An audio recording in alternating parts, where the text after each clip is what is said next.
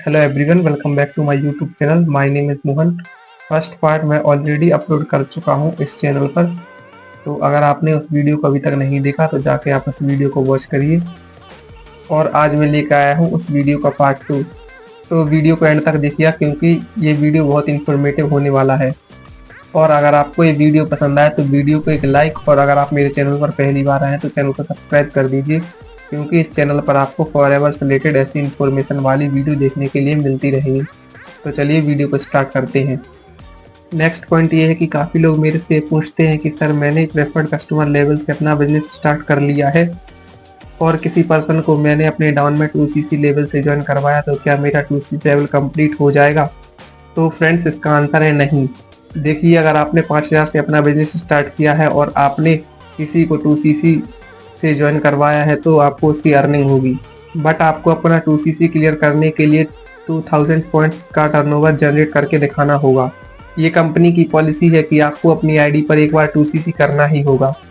आप अपने डाउन में चाहे कितनी भी टीम बना लीजिए, लेकिन अगर आपने 2cc नहीं किया तो आप डायरेक्ट सुपरवाइजर नहीं बन सकते, क्योंकि एक प्रेफर्ड कस्टमर डायरेक्ट सुपरवाइजर नहीं बन सकता जब तक वो अपना एस लेवल कंप्लीट ना करे।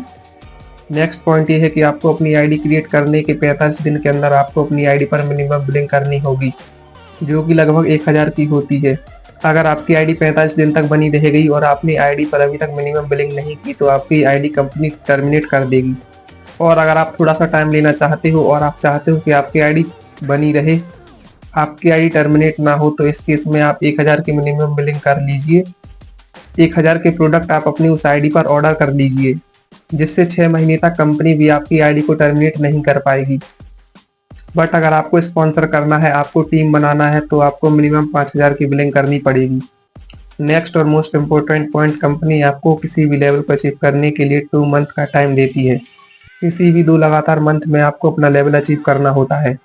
जैसे आप एएस बनना चाहते हो, आप अपना 2cc लेवल करना चाहते हो, तो आपको किसी भी 2 मंथ्स में आपको अपना 2cc लेवल करना होगा। जैसे जनवरी, फरवरी, या फरवरी और मार्च, या मार्च और अप्रैल, ऐसे इस तरीके से आपको 2cc लेवल करना होगा। 2000 पॉइंट का टर्नओवर आपको जनरेट करके दिखाना होगा। जैसे मान लेते हैं आपने जनवरी में 5000 के प्रोडक्ट परचेस करके अपना बिजनेस स्टार्ट किया।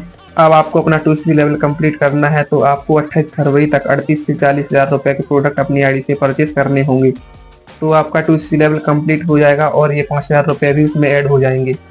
बट अगर आपने फरवरी और मार्च में अपना 2cc लेवल कंप्लीट किया, तो जो आपने जनवरी में 5000 रुपये के प्रोडक्ट परचेस किए थे उसको कंपनी ऐड नहीं करेगी। अब आपने फरवरी में जितने प्रोडक्ट परचेस किए हैं और मार्च में जितने प्रोडक्ट परचेस किए हैं, उन 2 मंथ्स को मिलाकर आपको 2000 पॉइंट्स का टर्नओवर जनरेट करना होगा। नेक्स्ट पॉइंट है रीस्पॉन्सरिंग पॉलिसी। काफ़ी लोगों का ये क्वेश्चन होता है कि सर हम रीस्पॉन्सरिंग कैसे कर सकते हैं, इसका मतलब है कि हम अपना अपलाइन कैसे चेंज कर सकते हैं। तो देखिए, इसका बिल्कुल सिंपल सा प्रोसेस है। तो देखिए, अगर आपने अपनी आईडी पर 2cc कर लिया है तो अब आपको 1 साल का वेट करना पड़ेगा। 1 साल के बाद आपकी आईडी एलिजिबल होगी रीस्पॉन्सरिंग के लिए। बट उस टाइम आपको ये ध्यान रखना होगा कि आपकी आईडी से कोई प्रोडक्ट परचेस ना हो और 1 साल के अंदर आपने कोई भी ज्वाइनिंग ना कराई हो। तो अगर आप पूरी तरह से इनएक्टिव हैं 1 साल के लिए, तो 1 साल बाद आप अपना रीस्पॉन्सरिंग कर सकते हैं। बट अगर आपने 1000, 2000, 5000 रुपये की बिलिंग करके अपना बिजनेस स्टार्ट किया था, तो उस केस में आपको मिनिमम 6 महीने तक रुकना होगा और 6 महीने के बाद आप रीस्पॉन्सरिंग कर सकते हैं। बट आपको ध्यान यही देना है कि आप 6 महीने तक इनएक्टिव रहो, तभी आप रीस्पॉन्सरिंग के लिए एलिजिबल हो जाओगे।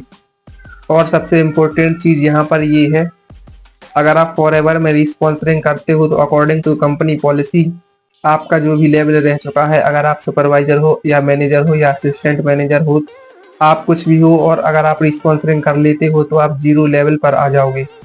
इसका मतलब आपको रिस्पॉन्सरिंग करने के बाद आपको 0 लेवल से फिर से स्टार्ट करना पड़ेगा। फिर से आपको प्रेफर्ड कस्टमर या असिस्टेंट सुपरवाइजर लेवल से स्टार्ट करना पड़ेगा। तो ये बहुत ही इम्पोर्टेंट कंपनी की पॉलिसी है, काफ़ी लोगों को ये पॉलिसी पता नहीं होती। नेक्स्ट पॉइंट है, ये भी काफ़ी लोगों को पता नहीं होता। अगर आपको लग रहा है कोई पर्सन आपके साथ फ्रॉड कर रहा है या स्कैम कर रहा है या आपको गलत तरीके से चीज़ें बता रहा है या आपको गलत तरीके से अपना बिजनेस ज्वाइन करा रहा है, तो आप फॉरएवर कस्टमर केयर से बात भी कर सकते हैं। फॉरएवर कस्टमर केयर का मेल आईडी और फ़ोन नंबर आपको स्क्रीन पर शो हो रहा होगा। आप इसके थ्रू कस्टमर केयर से कांटेक्ट कर सकते हैं। और अपनी कंप्लेन कर सकते हैं। इससे आपको एक अच्छा सॉल्यूशन मिल पाएगा। नेक्स्ट और सबसे इम्पोर्टेंट चीज़, अगर आपने फॉरएवर से कोई भी प्रोडक्ट ऑर्डर किया है और प्रोडक्ट घर पहुंचते पहुंचते डैमेज हो जाता है या कट फिट जाता है, तो फ्रेंड्स फॉरएवर इतनी जेन्युइन कंपनी है कि आप कंपनी को मेल करिए और उसको ये बताइए कि डिलीवरी के टाइम प्रोडक्ट डैमेज हो गया है, तो फ्रेंड्स फॉरएवर आपको दूसरा प्रोडक्ट भिजवाएगी, वो भी बिल्कुल फ्री ऑफ कॉस्ट।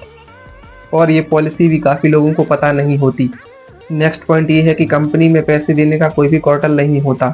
और अगर आप ये चेक करना चाहते हो कि हमारी आईडी से ऑर्डर हुआ है या नहीं, तो इसके लिए आप माई फॉरएवर इंडिया और लॉगिन करिए और वहाँ पर ही आपको ऊपर माई सीसी, तो आप वहाँ से जान पाओगे कि आपकी आईडी से कोई भी प्रोडक्ट ऑर्डर हुआ है या आपकी आईडी से कितने की बिलिंग हुई है।